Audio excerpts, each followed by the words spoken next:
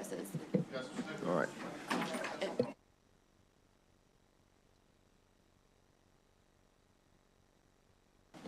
No, that's a wide too. Good afternoon, everyone. Welcome to the Judicial Proceedings Committee. Today is Thursday, January 9th, 2025. This is our first day of hearings, and our first victim senator of the year is Senator Carrozza and Senator Moutz. Senator Carrozza, welcome back with Senate Bill 101. Welcome. Members of the Senate Judicial Proceedings Committee, if I could call my panel up, please.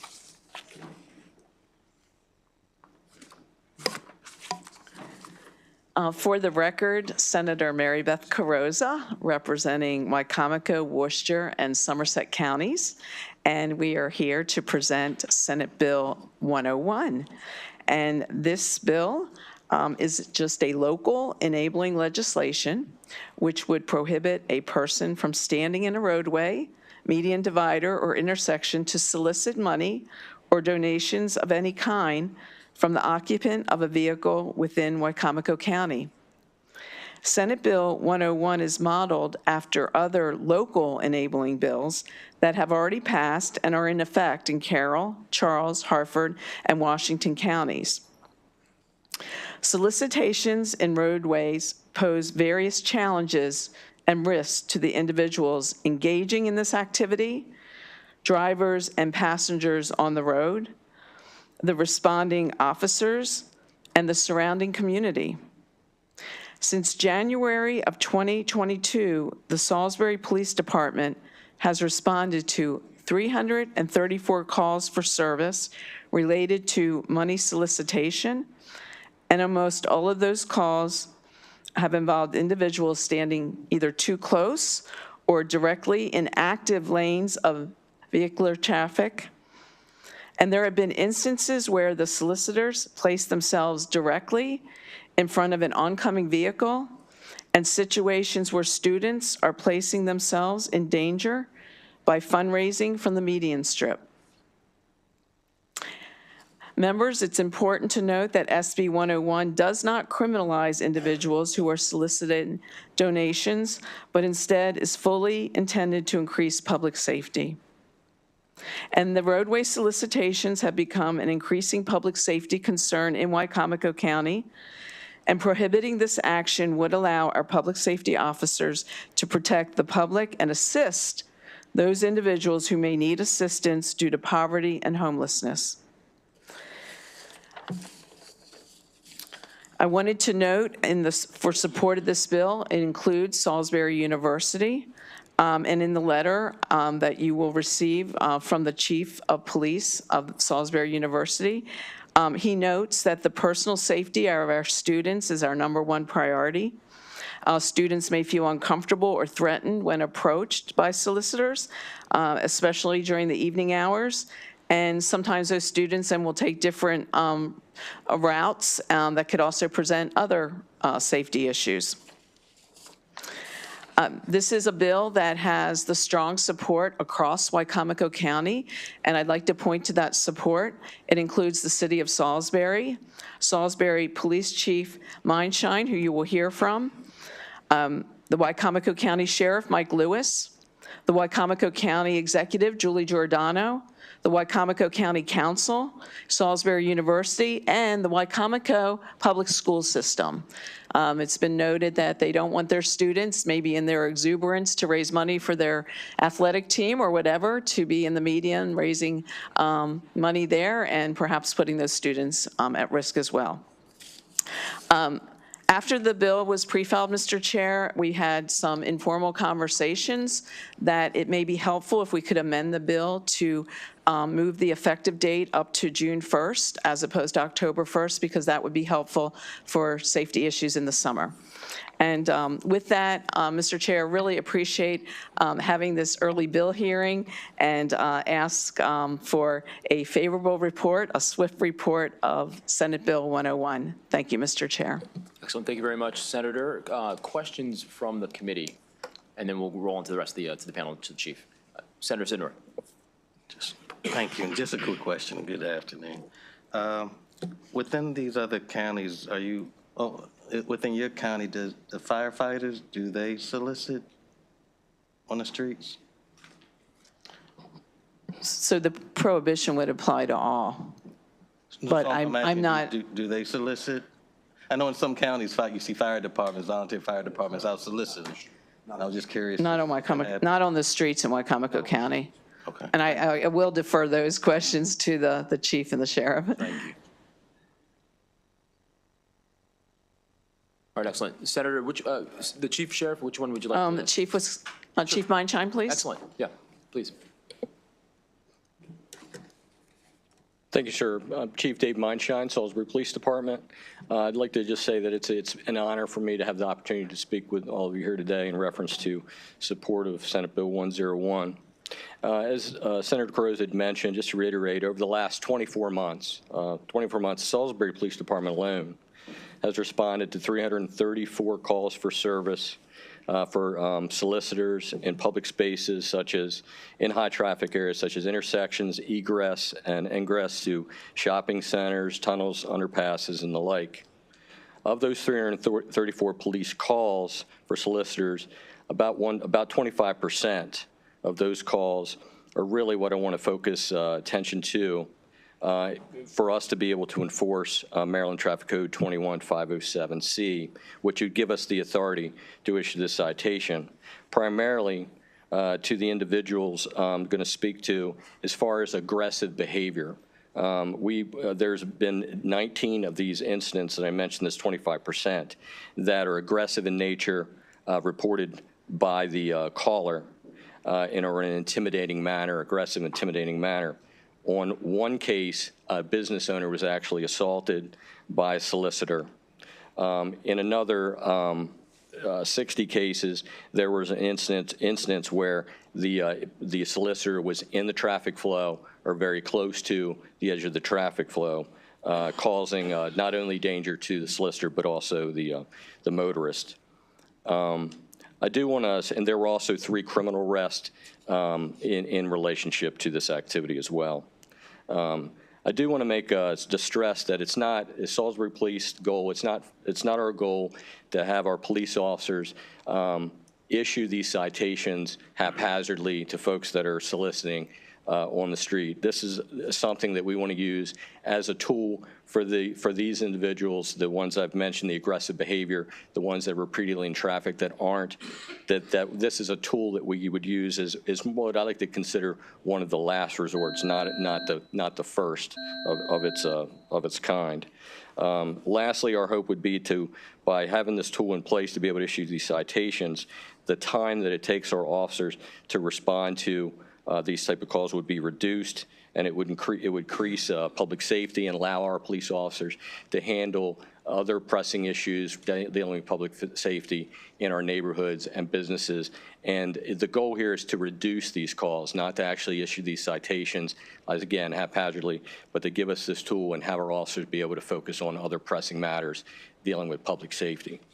I want to mention as a final note that in addition to these type of calls, we have responded to 59 over the same period, 59 pedestrian-related motor vehicle accidents. I don't have the exact number, but the correlation would, I believe, support that quite a few of these accidents are also dealing with some of these types of situations.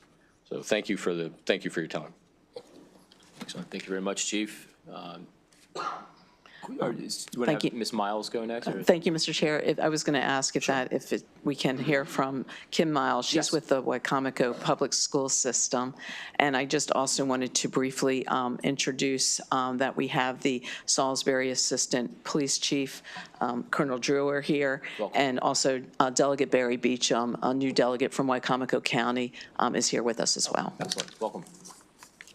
All right, well, thank you very much, Senator. Ms. Miles, you're up. Welcome. Thank you. Good afternoon, Mr. Chair, Mr. Vice Chair, and all distinguished members of the Maryland Senate Judicial Proceedings Committee. As stated, my name is Kim Miles. I am proud to serve Wycomico County Public Schools as Assistant Superintendent for Student and Family Services, and I'm speaking today with full support of our Superintendent, Dr. Micah Stauffer. My purpose in speaking today is to share with you our support for Senate Bill 101, Wycomico County vehicle laws, prohibition on roadway solicitation, and our reasons for this support.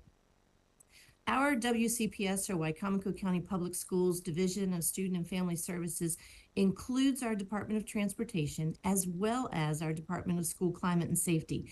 And both of these departments are charged in various ways with responsibility for the safety of our schools and our students in various manners.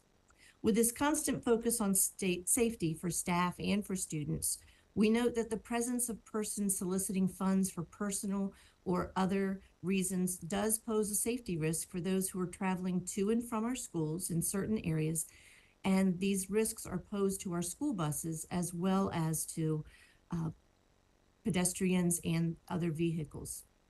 We recognize the compassionate intentions of many who wish to donate in some manner, as well as the intentions of some solicitors in seeking funding for specific team or group activities. However, we must consider the danger that is present when individuals or groups of people are walking in close proximity or among active traffic lanes. The danger is real for both the solicitors and the drivers in those areas. Senate Bill 101 will provide legal prohibition of roadway solicitations in Wycomico County and will support the work of our law enforcement agencies in addressing this area of safety and concern. For the school system, we truly appreciate the support in all that is done in our community, our schools, and throughout Wycomico County in order to focus on safety for staff, for students, and for all persons. We truly appreciate support for this legislation. Thank you for the opportunity to share.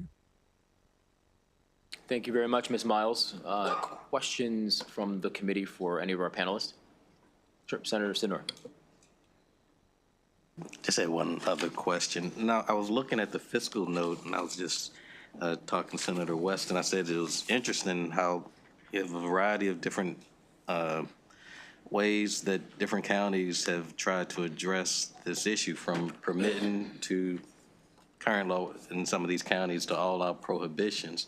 I'm just curious, why did you all decide to go with the prohibition rather than a permitting type process? Well, I'm going to defer to the chief, but obviously when we saw that other counties had it in place and seemed to be effective, that we thought it would, you know, Wycomico County wanted to just have that same enabling authority. But Chief, if you wanted to expand on the other counties or why this approach. Thank you. In the traffic code, allowing Wycomico to enforce it, what we're really trying to stress is this would be an addition. This is a force multiplier, is the way I like to try to approach it, is meaning that this would be another tool in our officers' toolbox to be able to use in those instances, again, not as a primary purpose to go out and write someone this citation. This citation carries, of the counties that are authorized to write it, if Wycomico is included, it carries a maximum of $70 fine. It does not carry any incarceration. It's a maximum of $70. Our goal, again, is not write these citations. In a lot of cases of folks that might not be able to afford to pay the citation anyway. Our goal is to use this in cases, again, where it's necessary, as folks that have not got the message, that are being aggressive and intimidating in nature, and also pose a ongoing repeated hazard to I folks. understand it, but what I'm trying to understand is, and again, it's in Baltimore County, we have firefighters that go out with boots to collect money for the fire department. We have a permitting process, so there's certain activity that you will permit rather than outright prohibit. Right. This is outright prohibition, and I'm just wondering why the outright prohibition rather than the permitting. That's what I was trying to understand. Yeah. Yeah. It's not an issue. No.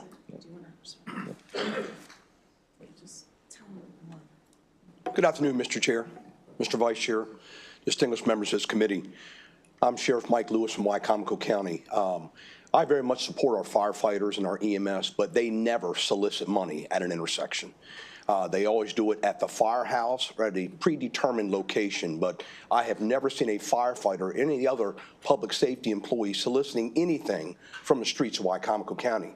This particular mechanism will give us an opportunity to issue a prepayable citation as opposed to a criminal citation, which is what we issue now. We want to provide people with the resource they need to get back on their feet. Most time it's involving homelessness or poverty, are those who are less fortunate than we are. So we want to issue a pre-payable citation, get them out of the street, off the street, and get them the resource they need as opposed to criminalizing this with the issuance of a criminal citation. Our fire departments, I've never seen a firefighter, a volunteer or paid, solicit anything from the streets. So the option that you all have chosen is you don't want to permit anyone to do it, period. You'd rather. No, it's totally unsafe to do it from a concrete curb, a raised platform in or near the roadway. Absolutely. Thank you. Thank you, sir. Further questions from the committee? I think about that all the time. There's, on my route home, there's a person that's, unhoused, and they're out there every day. I think about just one slip, and that person could be hit by a car. I think about it every day. All right. Further questions from the committee? All right. With that, that'll conclude the hearing for Senate Bill 101. Thank you very much, Senator, Chief, Sheriff. Thank you. Thank you. All right, next we have Senator Washington. Senator Washington, Senate Bill 144. Welcome back. Happy first hearing of session. Thank you so much.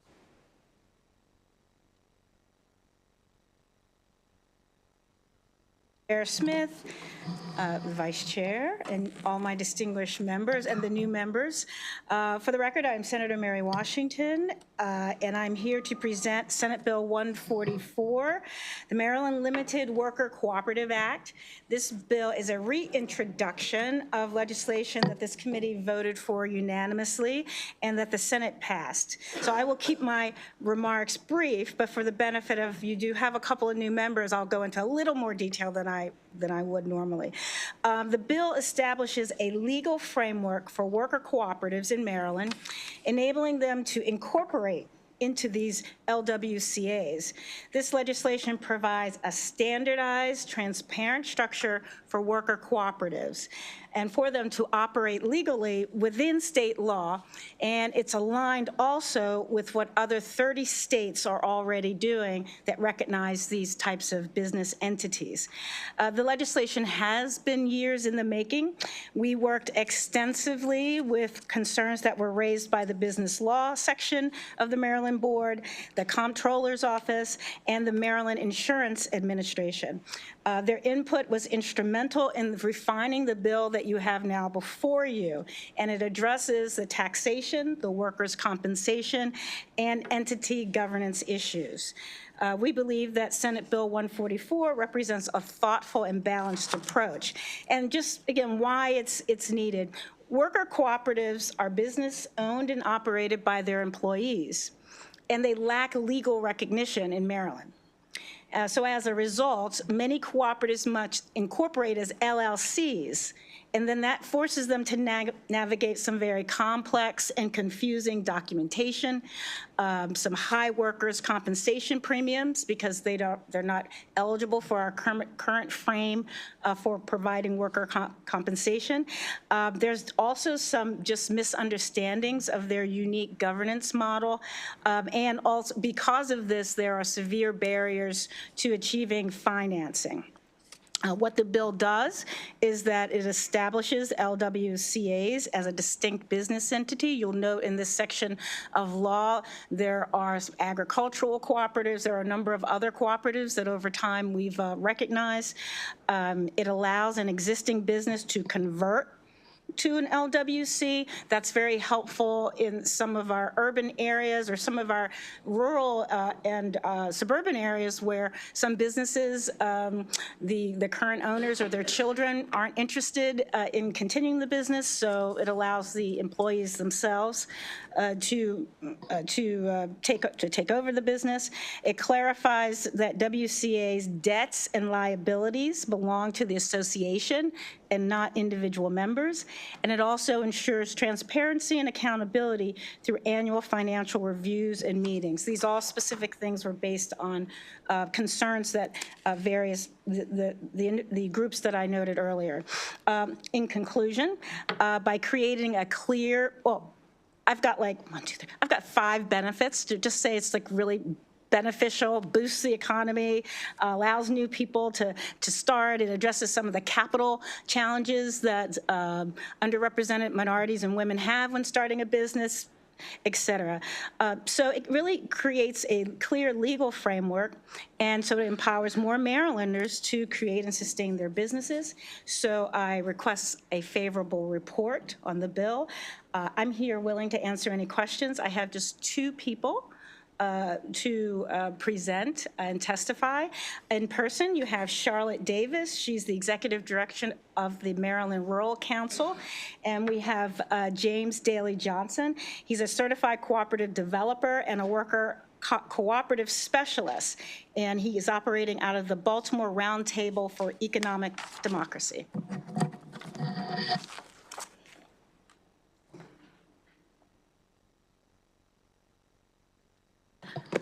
There. Good afternoon. My name is Charlotte Davis. I'm the Executive Director of the Rural Maryland Council. We're an independent state agency located in the Maryland Department of Agriculture.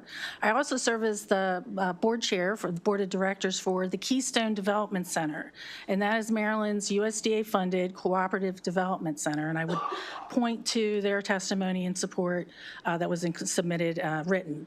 But we're here in support of Senate Bill 144 that creates a limited worker cooperative association under the LLC statute. For rural, cooperatives have been a traditional solution to a lot of our challenges. You may be familiar with our rural electric cooperatives and the Maryland Broadband Cooperative, but cooperatives can be a solution to other areas such as early education, pre-K, childcare, a lot of other applications. We have a joke that, you know, if you have a problem, there's a co-op for that. And particularly for rural, our population is older, it's aging, and we're very much concerned with the age of our farmers, our foresters, and our residents and our business owners. We are seeing that business owners are having difficulty transitioning their businesses and having to close.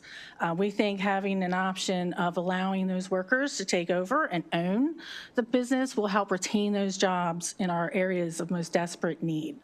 The big difference between a worker cooperative and other options for employee ownership of businesses is that it's a one member, one vote. It's applying democratic principles to the governance of the business.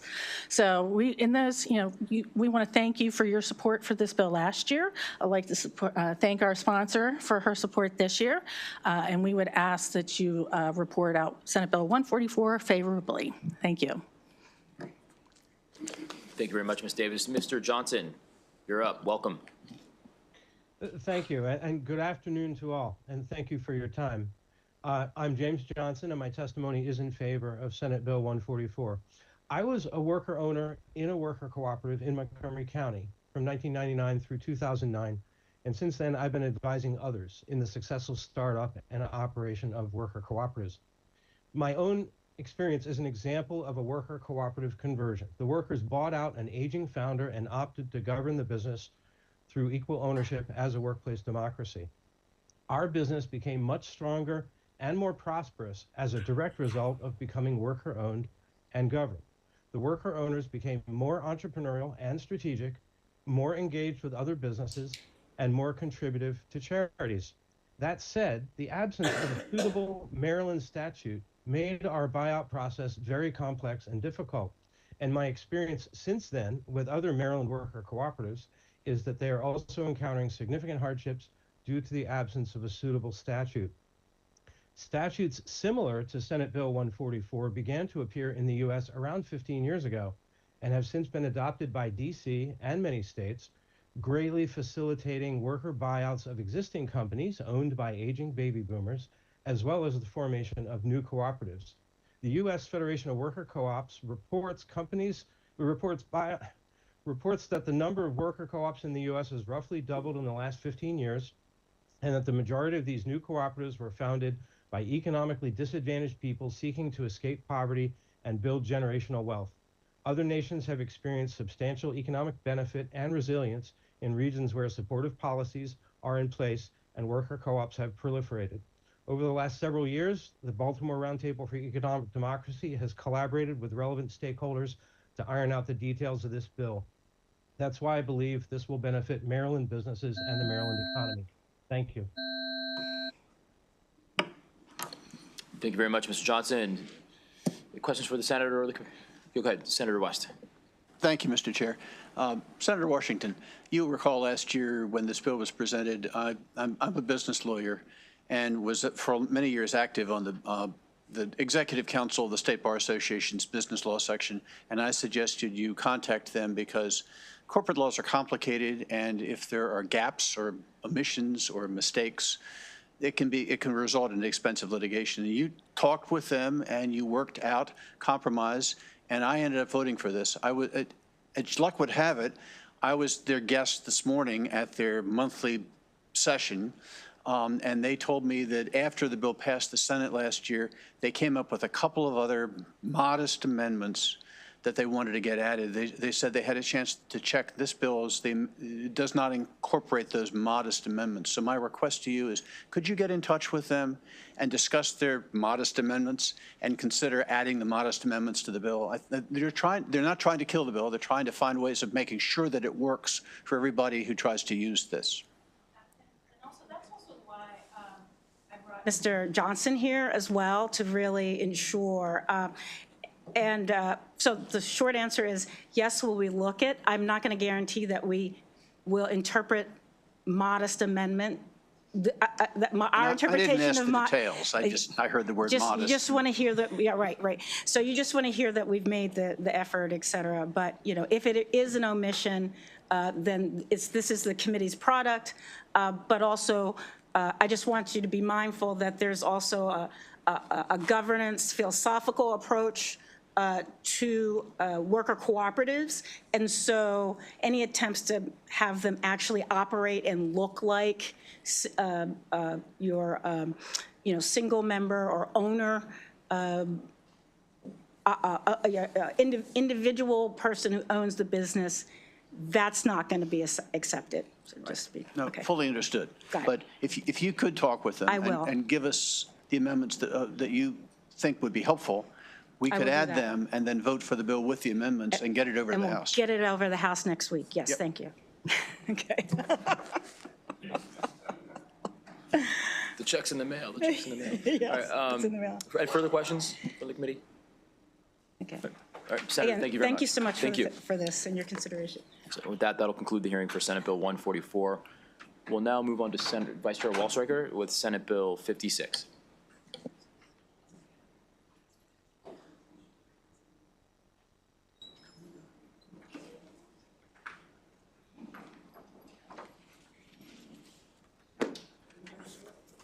Thank you, Mr. Chairman. I'm so excited to be back on Senate Bill 56, which relates to prison phone calls.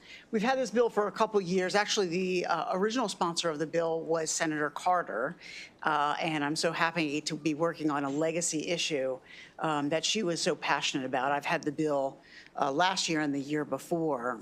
And so let me kind of set the stage, especially for our newer members. When someone goes to one of our state prisons, we don't charge them rent.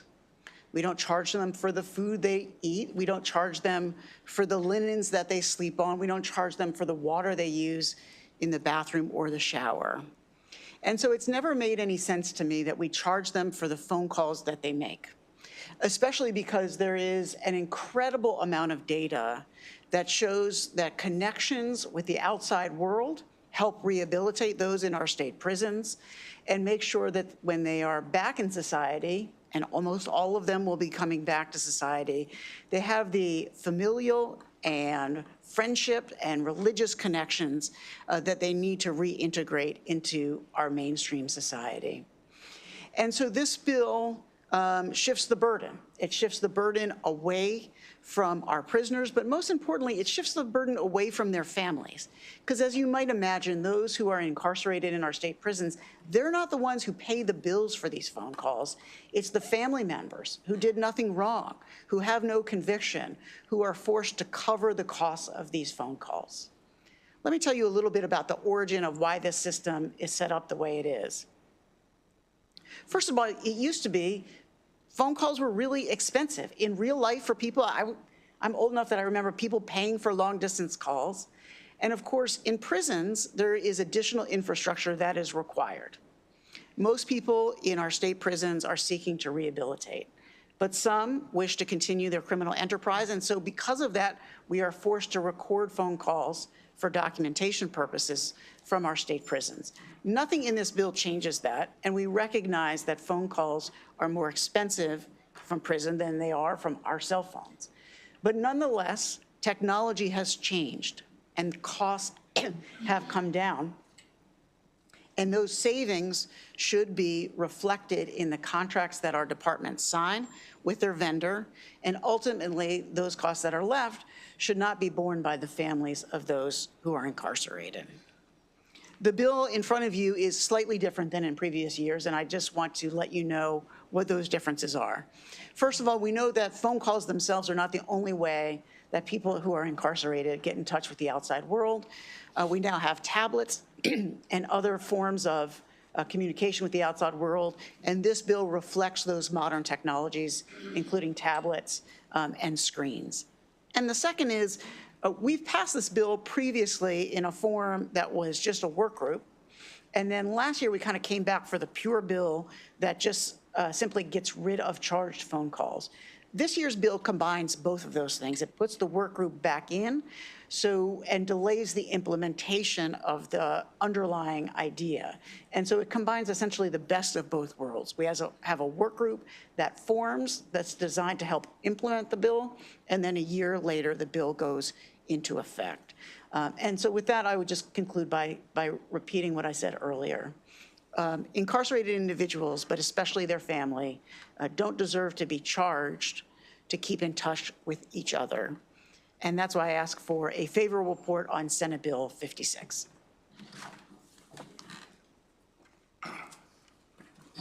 Good afternoon, Mr. Chairman, Mr. Vice Chairman, and members of the committee. I'm Mark Woodard. I'm here on behalf of the Job Opportunities Task Force in support of Senate Bill 54. Senator Wallstreicher's already done an excellent job of summarizing the bill.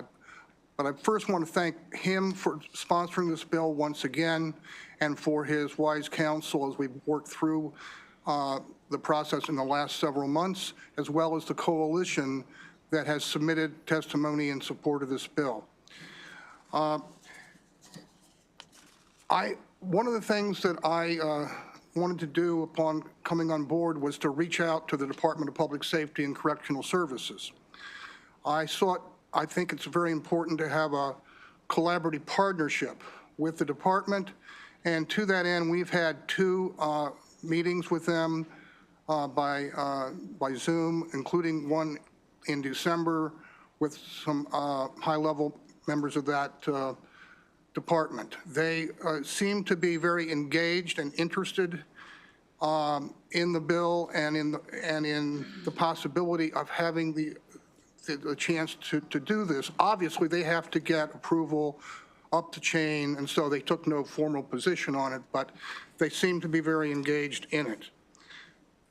I want to address sort of, in one of our prior conversations with a legislator, it was sort of posed to us, well, you know, we might have to raise taxes this year, and, you know, I think it's a pretty tough sell, this person said, that we should provide free phone calls for inmates. And I've been pondering the response to that question. And so my point is this: almost all inmates are going to return home to your community and my community throughout the state. And by providing them free phone calls and improving their education and job skills, they can be successful. If they're successful, recidivism rate goes down, crime goes down, and they become tax-paying members of the community. And most importantly, they don't reoffend and go back to prison at a cost of $50,000 to $60,000 a year.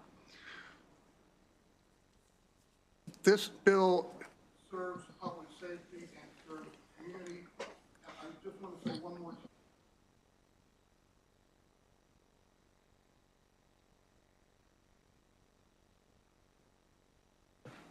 You all can work through the fiscal challenges you have. Thank you very much, and I urge a favorable report. Excellent. Thank you very much. Thank you. We'll hear from the next panelist, and then we'll take questions from the committee. Welcome.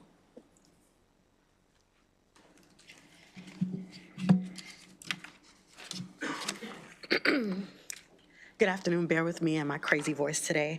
My name is Antonia Jeffrey, and I'm the Director of Policy, Campaigns, and Government Affairs at Worth Rises, which is a national nonprofit that is committed to ending the exploitation of people impacted by incarceration. And we're here in support of Senate Bill 56. I hope you will take particular note of the powerful stories of people who have been directly impacted by the exorbitant cost of prison communication into your consideration, like some of them who are here with us, who I'll ask to stand. I will focus my testimony instead on the policy arguments and the fiscal considerations that support this legislation. Today, Maryland families currently pay the state's telecom vendor, Global Tellink, an estimated $12.3 million each year to speak to incarcerated loved ones. We estimate that by providing phone calls to incarcerated people and their loved ones, it will save Marylanders that $12.3 million while only costing the state $2.7 million per year. We base our estimate on known rates around the country that start at only 0.09 cents on a dollar per minute, and the expected average daily use per person drawn from proprietary models of 30.5 minutes. Note, though, that there are also new compensation models in the industry that further lower the cost. Worth Rises has helped jurisdictions across the country move towards providing free communications for incarcerated people. We led the first successful campaign in Connecticut and additional state campaigns in California, Minnesota, Massachusetts, and Colorado. We also led successful local campaigns in New York City, San Francisco, San Diego, Los Angeles, and Louisville, and we're currently supporting over a dozen of these legislations across the country. This money comes directly from parents, children, spouses, siblings, grandparents, friends, and others in their support networks. Families are often forced to choose between paying for basic necessities, housing and food, and paying to hear the voices of their incarcerated loved ones. In fact, 1 in 3 families with an incarcerated loved one goes into debt trying to stay connected, and 87% of those bearing the cost are women. In closing, providing free prison communications would lift a critical burden off the shoulders of Maryland families across the state and help bolster the financial and emotional wellness of all Marylanders, especially those who are marginalized. And there's a difference in the fiscal analysis between the legislative services and ours, because theirs takes an average of the past 3 years' expenditures based on the current rate of 0.32 cents, which the state should not be paying, and when other places pay far less, and it's in the best interest of the state to renegotiate these rates to as low as 0.09 cents, and all states have renegotiated after passing such policies, and we hope that you would consider this. Excellent. Thank you very much. Thank you. All right. We're really going to start enforcing this time limit thing. We're easing into the year, but it's going to get, we're going to get serious on this. All right, Senator Fulton, you've got the first question. Thank you, Mr. Chair. I don't know who wants to stand up and answer it, but so when they currently write letters home, who pays for their postage? I don't know the answer. I don't know the answer to that. Maybe you do. I don't. Huh? Right. Yes. So they pay for their own postage? Yeah, Okay. with monies that are put on Right. from family members. So that's a communication technique that's already in place. And by your numbers that you told me, that you said earlier, you said there was a $12 million is what was spent last year on communications, but on DLSs, they said it's 9.3 million, but you're saying it was over 12 million last year. Paid by families. Paid by families. And so my question to you is how is transitioning that to the taxpayer a benefit at all when we're facing a $3 billion deficit this year, and it's only scheduled to increase from here? Well, given that it's family, as I mentioned, like families of incarcerated people who are actually bearing these costs, who are also taxpayers, it is already a significant burden, which will only increase when taxes are increased. And shifting the burden to the state is actually, the state is a more reliable payer than families who are already marginalized. Yes. And they are incentivized to negotiate the rates by the telecom provider down to as low as possible. I understand that, but that same mentality is what's gotten us in part of this predicament, is that, well, the rate, the state can pay for this, and the taxpayers, we can pass this along to them, and now we've got ourselves in quite a pickle here. So I'm not sure that when they use italices in the legislative reports of at least $8 million, that's like a big red flag, because that means their projections are at a minimum that it could be significantly higher. And any mandated appropriations like this for something that is not going to be a cost generator, but a yet another pull on our very narrow resources that we have available, because what, 84%, 83% of our budget's already mandated? So we're really getting off in the weeds here on what we're going to be able to fund. So I appreciate you guys coming down, but I'm not sure if they're already doing it through their letter writing and they already are getting the educational benefits that someone mentioned. We're doing a lot for our inmates. We're offering them the services. So I'm not sure if you look across the country. I heard laughter out in the gallery. You look across the country, Maryland does a lot for their inmates. I will say that at the current rate of 0.32 cents that Maryland is currently paying, other jurisdictions have achieved much lower rates. And the reason why this is the perfect opportunity in order to be able to do that is because of the budget conditions. That is exasperated, and the fallout or anything that comes from that goes to those families who are the actual ones that are paying. Every family in Maryland is feeling a different pinch, and I understand that. I completely understand what you're saying, but we're all feeling the effects of the inflation and other failing policies that have been continually driven forward without any type of real oversight. It was just go, go, go, and we've really got to really tighten our belts here and understand that those days, those happy days of just celebrating and spending money are very much limited. To your point regarding legislative services and the number that you just read off of 8 million, I want to reiterate that number is based off of the current rate and the past 3 years' expenditures, whereas the model that we have implemented in other places that has actually been really beneficial so far has depended on negotiating that rate down with the telecom service, which is GTL. But DLS's number of 9.3 million is 30% less than the number you provided, which was 12 million spent. That is how much was spent by families. Correct, and that's what theirs is capturing And also. our fiscal analysis is actually saying that this can be done in Maryland for 2.7 million. The So 12. let me make sure I understand this. So Yes. you're saying the 12 million is not a part of this 9.3 million? I haven't actually been able to look at the new fiscal. Because if that were the case, that means we're spending $21 million on phone calls. No, that's Okay. not how that works. Okay, so yours is higher. Your estimate of what's been paid is higher than what our own DLS staff is saying, which is 9.35 million.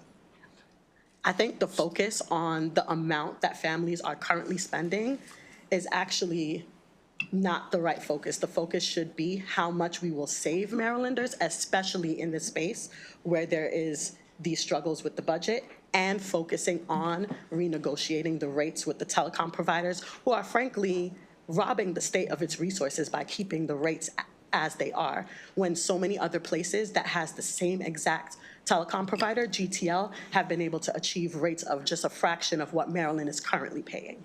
Thank you.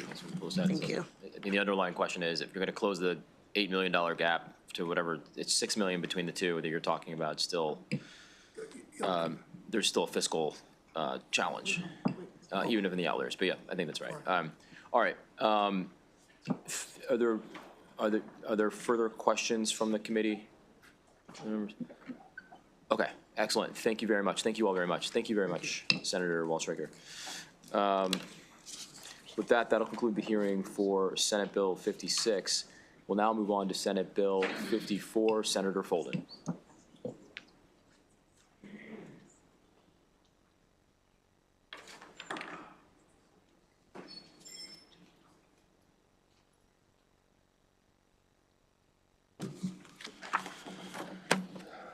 Good afternoon, Mr. Chairman, Mr. Vice Chair, esteemed colleagues of Judicial Proceedings.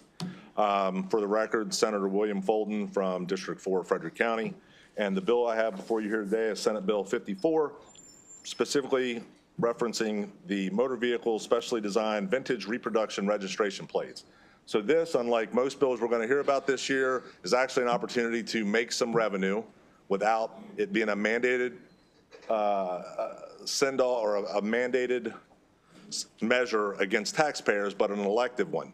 And even with the elective ones, for being able to, you guys have seen the vintage from 1910 when the Motor Vehicle Administration first started issuing registration plates. It's a celebration of that. That's what those plates are from when they first started issuing those in the state of Maryland. And and this year being the 115th year is an opportunity to, when they issued those, they only issued those for 1 year. And they've never been available since. If we make them available again, as you can see, we stand to at least make some positive influx of money. It's only, you know, 150,000, 120,000. However, it's not something that's mandated to the taxpayers. It's an actually elective by those that wish to have these as a part of their vintage vehicle registration plates. If they want to get them, they can pay it. If they don't, it doesn't go to the taxpayer.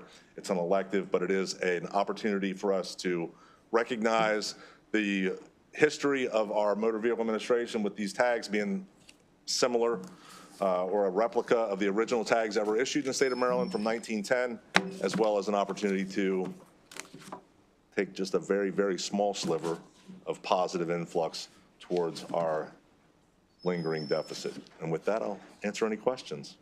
I would ask for your favorable report of SB 54. That's right. Excellent. Thank you very much, Senator. Questions from the committee? I think we passed this one unanimously last year. Okay. Thank you. Right. And also I did want to say, I'm sorry, Mr. Chair, I did have the chairman of is it ENT still, or is it something else now? ENT. Senator or Delegate, the chairman, Mark Corman, actually just dropped the cross file this today. So excellent. Hopefully we'll have a really nice moment together. That's great. And more to come. There you go. All right. With that, that'll end the hearing for, yes. Oh, yes, sorry. Senator McKay. Answer the question right there. I don't want to ruin your batting average, so, you know, if you want somebody else to sponsor it, I can. Are you want it to pass? Worried this one might pass? If it passes, I don't want to ruin your batting average, so. Thank you. I appreciate you. Just let one of us know. The love is strong in JPR. All right. All right. With that, that'll end the hearing for Senate Bill 54. We'll now move on to the final bill of the day, Senate Bill 152. Senator West.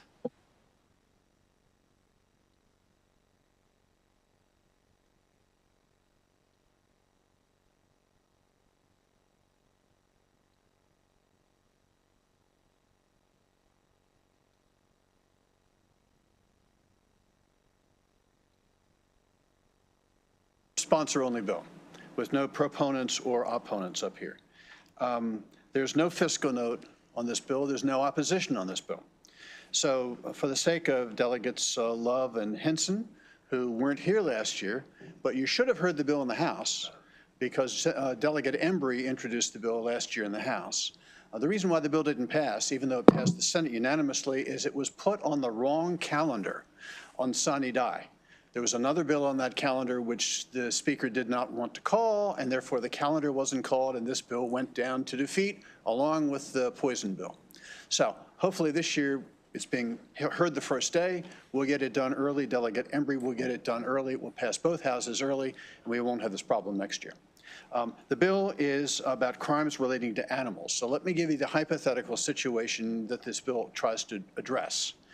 Right now, if you have a dog farm where you're raising dogs to engage in dog fights, which are illegal, and one dog kills the other by biting the dog to death, and people bet on the dogs, the most the penalty can be is one penalty relating to a single dog.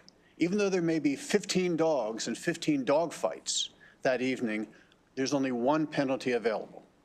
This state's attorney for Calvert County came to me and said, this is a problem. I agreed it was a problem.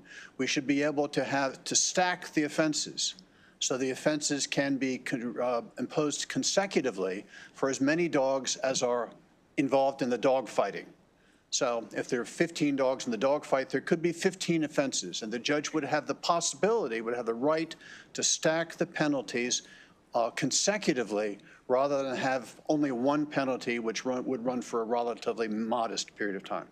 That's what this bill does. It allows that to happen. Last year, we did on the Senate floor have Senator Bailey, who raised a concern about fishing and hunting. So you'll find in the bill, there's an exception that we wrote in, thanks to an amendment we added to the bill last year, to make sure that fish and animals that are hunted, like dogs going swimming in the cold weather out to retrieve a goose, that those wouldn't be covered. They would not be covered as abusive behavior or abusive treatment of animals. So we're trying to genuinely get at animals who are being mistreated in the state of Maryland and provide for appropriate penalties for multiple cases of abuse. I'm happy to take any questions, but hope that you'll pass the bill favorably. So thank you very much, Senator West. Questions from the committee? Thank you. All right, thank you, Senator West. With that, that'll conclude the hearing for Senate Bill 152 and our hearings for the day. Just one parenthetical comment before we close out. So with the last bill, the two bills prior, when bills have hefty fiscal notes, as we discussed before in our organizational meeting, it's going to be much more difficult this year. And so the conversation, we will meander into budget, and the budget's going to play a looming role over almost everything we do because of the fiscal situation we're in. So just be mindful of that.